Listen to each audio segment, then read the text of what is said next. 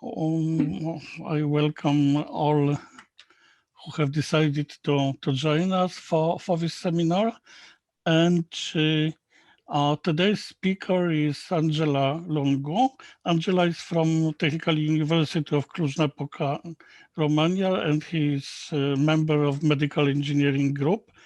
Well, Angela is co-author of two very important, among many papers she has already published, but for us especially interesting are two papers which are related to pulmonary hypertension and analysis of this disease and taking decision.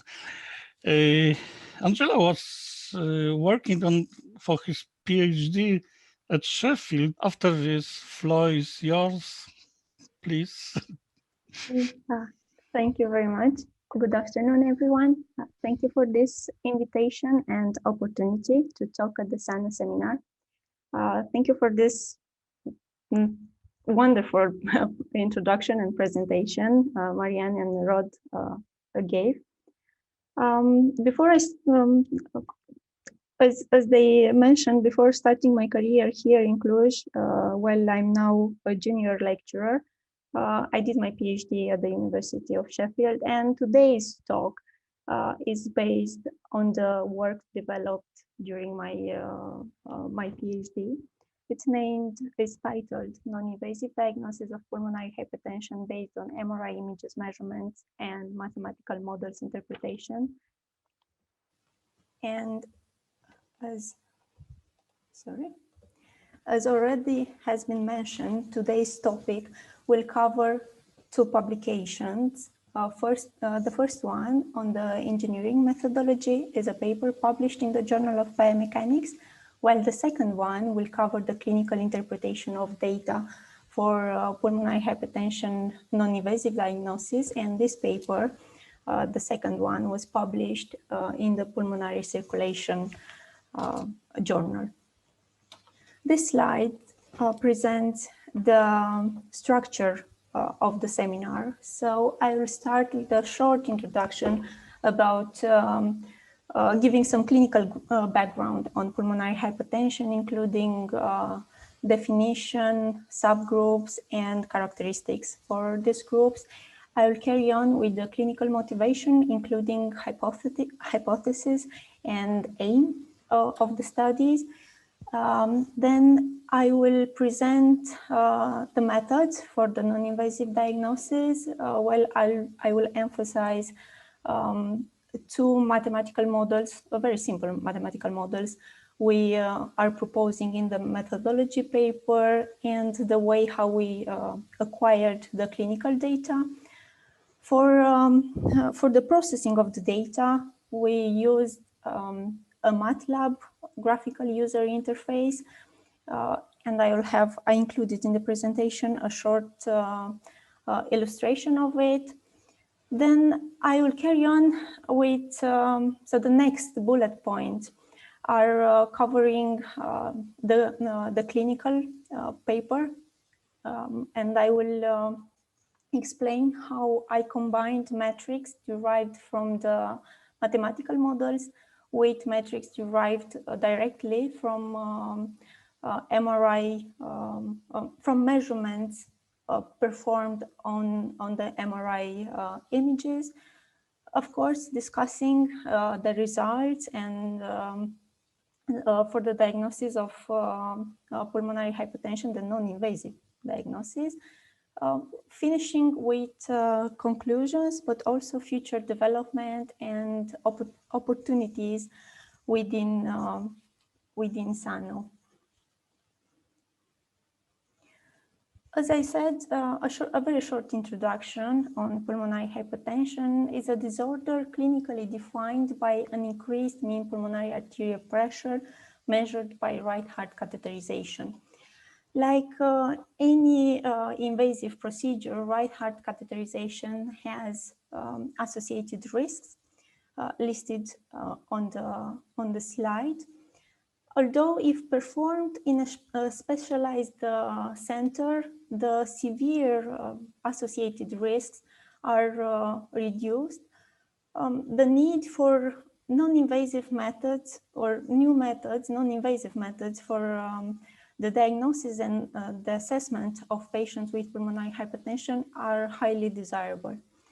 Pulmonary hypertension is divided according to the clinical guidelines into 5 groups, very nicely illustrated in this figure from Kylie et al. But each of the group has certain characteristics. However, most of them, they are sharing 2 common ones. And these are the increased vascular resistance and the decreased vascular compliance. The hypothesis of our studies was that the status of the pulmonary circulation can be inferred using only non-invasive measurements of flow and anatomy interpreted by simple mathematical models. Therefore, the aim was to implement and clinically evaluate these mathematical models operating on MRI images as input and to offer an alternative for the right heart catheterization diagnostic test in PH. The 2 models I will discuss further are presented in this figure. I will talk about a 0D model, also called electrical analog model or Winkesson model. It's a very simple one with only 3 parameters, and a model for used to capture the wave reflections, a 1D model of a straight elastic tube. The images that we used, we actually used 2 types of images. I will give more details about them, 2 types of sequences. But the core represented the phase contrast images of the main pulmonary artery. So the first proposed mathematical model is an electrical analog. It has electrical analog model. It has 3 elements where the 2 resistances and a compliance. The sum of the 2 resistances represent the ratio between the mean pressure and the mean flow, and it can say that it's equivalent with the total resistance of the pulmonary circulation, while the compliance, it represents the total compliance of the pulmonary circulation.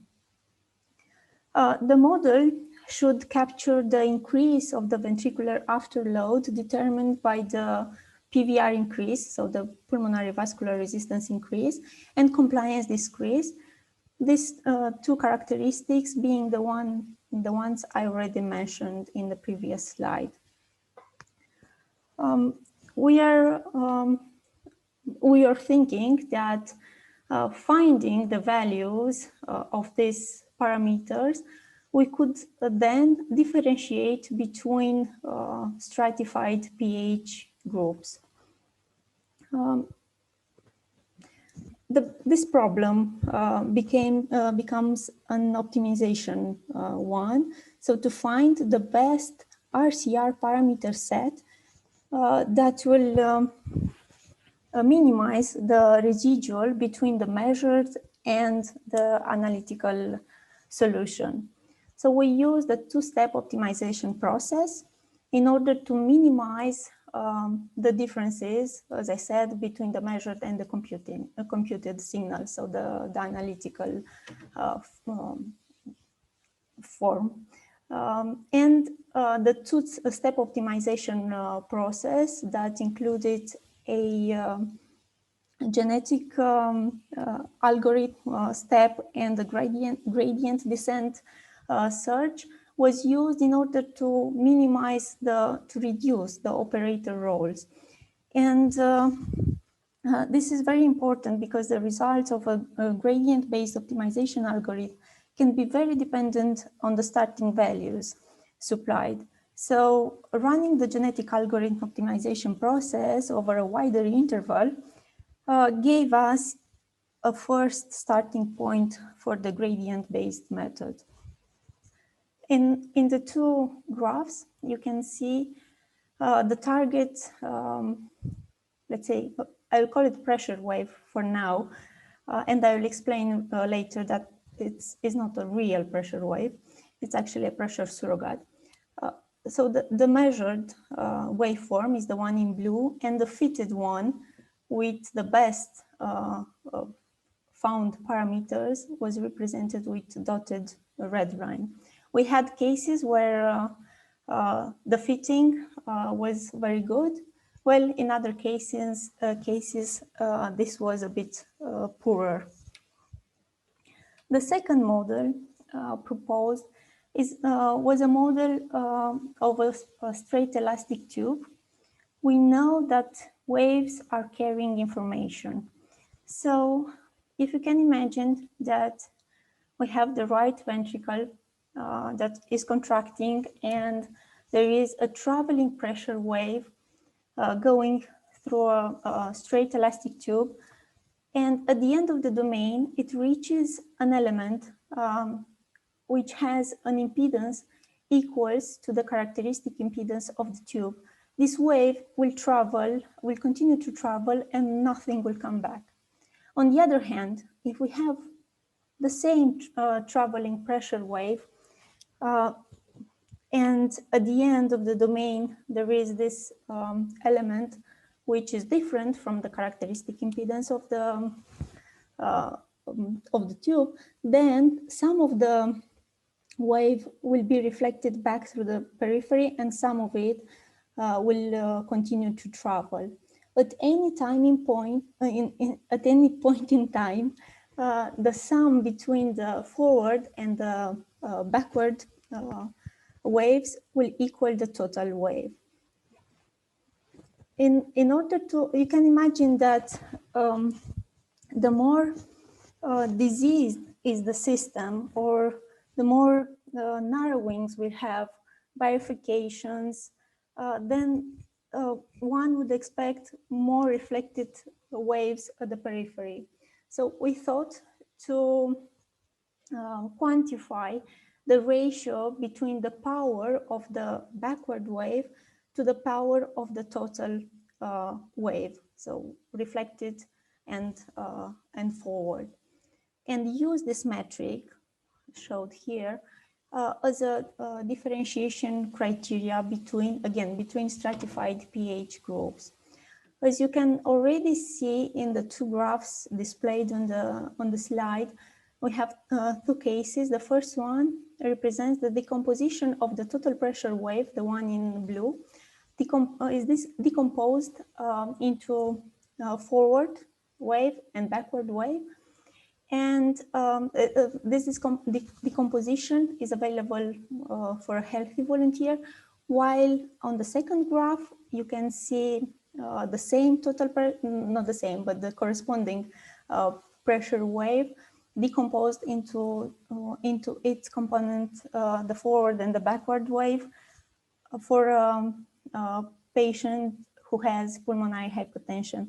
And you can already see that the amplitude of the backward wave, it's almost equal to the one of the forward wave for the pH case, while this is a lot smaller in the healthy volunteer case.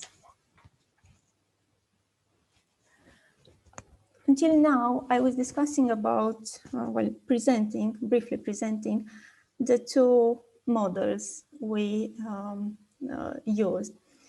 Now I'll continue by talking about the data we used for as input in our model. Both of the models are requiring simultaneous measurements of radius of pressure, and flow over the entire cardiac cycle. For this, we used two sequences. One, a phase contrast sequence that will give us information about flow, well, velocity, and another sequence, a balanced steady state free precession sequence that will give us information about anatomy.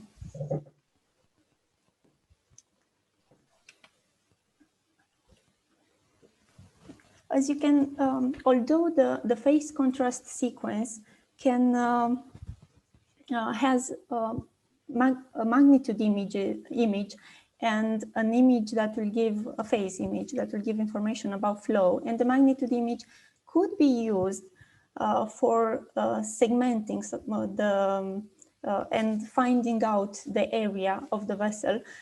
This type of sequence has some drawbacks when it comes to the diastole period. And you can see here, there is the first image is from the peak systolic time step, while the image next to it is an image from late diastole. And the main pulmonary artery here is not very well defined, and it will be difficult for even for a human operator to say where the contour lies. But if you want to use an automatic algorithm, then this will be even more difficult to extract the correct vessel position, while using the corresponding balanced steady state free precession sequence. The contour during the late diastole, it's a lot better, and an automatic algorithm will work better on this type of images. Therefore, we acquired these two type of sequences, and the images, they were spatially and temporally co-registered. And here, this meaning that we had the same number of time steps acquiring during the same. So we had the patient in the scanner. We took the first sequence, and then immediately we took the other sequence of images. After having the images, but during the entire cardiac cycle for each patient, we used a semi-automatic segmentation process based on registration. For this, we have used the Sheffield Image Registration Toolkit. And I'm calling it semi-automatic because the operator needs to draw around on the first slice, and then this contour will propagate, and automatic will find the contour on the other images acquired. After the segmentation was performed, what we had, it was this flow waveform and its corresponding area waveform.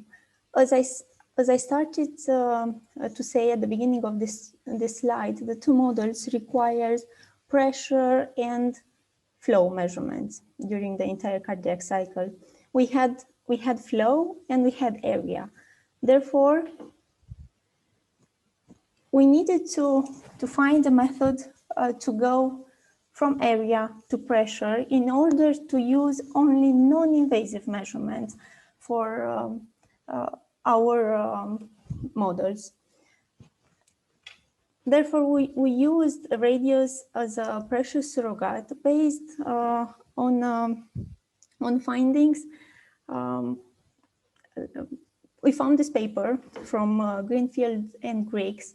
It's a paper from 1963, where on 11 patients undergoing open heart surgery, they measured simultaneously using a caliper the pressure and the radius during the cardiac cycle. You can see in the image the resemblance between the two waveforms. So the pressure waveform and radius waveform. Using also a relationship between the two, we managed to generate the surrogate pressure data for our study. As I mentioned in the introduction, we implemented a graphical user interface to analyze the data. So basically, and also interpret them through the two mathematical models presented. We had, I'll play the video now and I'll talk over it. So we had the images from the phase contrast sequence that need to be loaded. After that, the images from the Fiesta sequence, well, the balanced steady state free precession sequence were also loaded. And the segmentation started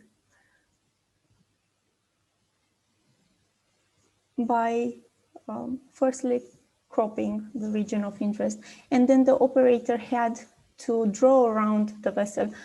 For this example, I choose a case where you can see that the vessel is not clearly separated from the surroundings.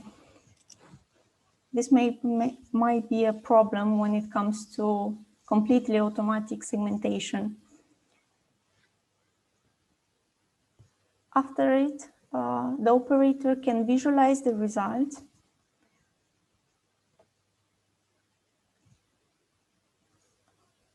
and approve or not, or make some changes. On the slides, he considered that some changes need to be done. The flow waveform is extracted. You could display them, and the 0D model parameters and the 1D model parameters were computed. So, here and here, you can see the ratio of the backwards to the total power wave, and also how good the fit was and the values for the optimized parameters. So this is how this graphical interface works at the moment. Of course, there is place for a lot of improvement. After analyzing data from 80 patients, we divided them into 3 subgroups based on the measured, so the division, it was made on the PVR measured value. So we had 8 healthy volunteers. They had no catheter data. Then we had 15 patients with no pulmonary hypertension. They were the ones suspect for pulmonary hypertension, had a right heart catheterization, but then the measured mean pulmonary arterial pressure was lower than the established threshold of 25 millimeters of mercury. So therefore, they were in the group of no pH. Then we had 57 patients divided into 2 subgroups according to their measured PVR value. So lower than 4 Wood units and higher or equal to 4 Wood units. You can see the results from the 0D model here, where the distal resistance would increase with the severity of the disease. So there are some outliers here for the final group, but is what you would expect. So as the disease progresses, the resistance would increase. While for the compliance, you'll see an inverse relationship. As the disease progresses, the compliance of the vasculature will decrease. And this relationship, you can also see it right here. For the 1D model, so we look now at the metric that give us the ratio between the power of the backward wave to the power of the total wave. We can see that as the disease progresses, there is more reflections that are quantified at the inlet of the domain. And especially for this metric, we found statistically significant differences between all the analyzed groups. The results presenting on the slides were published in the Journal of Biomechanics. I should mention that at the time we published in the Journal of Biomechanics, we had fewer patients, but in this number and the results on the slide, they were corresponding to the end of, let's say, my PhD. So the graphs will not look exactly, if you look in the paper, they will not look exactly like the ones here, but the trend is the same. So there are the same findings. After we saw the potential of individual metrics derived from the two proposed models, we thought that it would be better to take advantage of more available measurements we had in our groups. So we combined the metrics I already mentioned with some anatomy-derived metrics. And these were including the right ventricle and diastolic volume, the relative area change. There were values quantified by our colleagues, the clinicians, and we combined these metrics, applying some classification trees. Actually, we used random forest for this to set up the diagnosis, to say, to separate our patients into two classes, the ones with PH and without. Firstly, we looked at their individual performance. So we plotted the ROC curves for the metrics derived from the pulmonary artery anatomy. And we saw that the relative area change has an area under the characteristic curve of 0.81. But then also we had some metrics, as I said, derived from the cardiac images, including the septal angle and the right ventricle and diastolic index. They performed some of them performed better, some of them performed worse.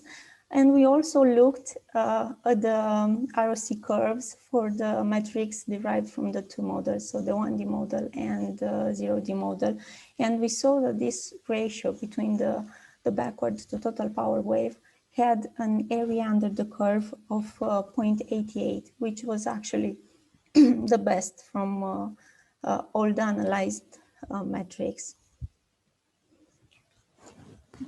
In the first graph, you can see the misclassification error, the specificity and the sensitivity for each of the mentioned metrics.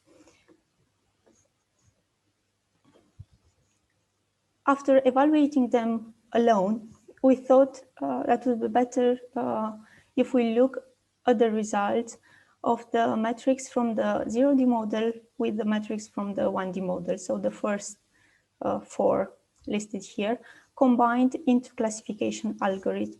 And you can see already that the misclassification error is decreasing. Then we added the metrics derived from the main pulmonary artery images, and the error continued to decrease a bit. After this, we included all the metrics, so all the metrics presented, the misclassification error decreased a bit. But then we selected the metrics to include, and we choose only the ones with an area under the curve higher than 0.8. And in this case, we had a misclassification error of 0.08. And for this misclassification error, we looked then at each of the patients we had. So you can see on the x axis the value of the mean pulmonary arterial pressure measured at right heart catheterization, and with blue dots, triangles, and squares are all of our patients. Some of them, they were false positive, 4, and some of them, 2, they were false negative. What is important to notice is that all the false positive, they had a mean pulmonary arterial pressure between 22 and 24 millimeters of mercury. We know that in the literature, they are called borderline pH. So you can say that you find them included into a gray area. Also, the 2 false negative, they had mean pulmonary arterial pressure very close to the threshold of 25 millimeters of mercury. And also, for the 2 false negative, their pulmonary vascular resistance was of 1.3 Wood units and 2.7 Wood units, so quite low for patients with pulmonary hypertension. For the conclusions, we noticed that the metrics derived from the 0D model showed significant statistical differences between several of the analyzed groups, while the metric derived from the 1D model, so the ratio between the backward power wave to the total power wave, showed statistically significant differences between all the groups. On average, more than 40% of the total power wave was contained in the backward wave in the patients with pulmonary hypertension versus only 20% characteristics for the healthy volunteers group. We achieved a high non-invasive accuracy for the PH diagnosis of nearly 92%, and the patients identified as false negative or false positive, they were very close to the established 25 millimeters of mercury threshold. So this approach may reduce the need for right heart catheterization in patients with suspected pulmonary hypertension. And this model could be integrated in the clinical routine for patient diagnosis, follow-up, and response to treatment. I'm getting to the final of my presentation. I would like to mention some future development and opportunities in Sano. So here I listed a few of them. What about further automatic segmentation? As I mentioned already, we have a method for semi-automatic segmentation that may take a bit of time for a busy clinician, and let's also for further development to improve the graphical user interface. It's quite basic right now.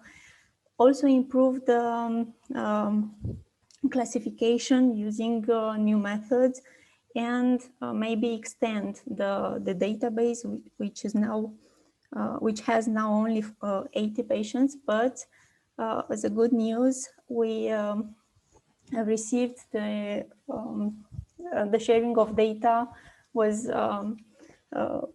has been formally approved. And why not local to use this product, or to develop a new product that will be locally evaluated in Krakow and in Cluj, maybe even by the end of this, or to start it by the end of this year. At the end, I would like to acknowledge the ones who funded my PhD, so the Engineering and Physical Sciences Research Council, also the team in Sheffield from the University of Sheffield and from the Pulmonary Vascular Disease Unit, and all the support I had also from here, from the Technical University of Cluj-Napoca. Thank you very much for your attention, and please, if you have any questions, I'm happy to address them. Thank you very much. Angela, many thanks for your presentation and explanations about this approach.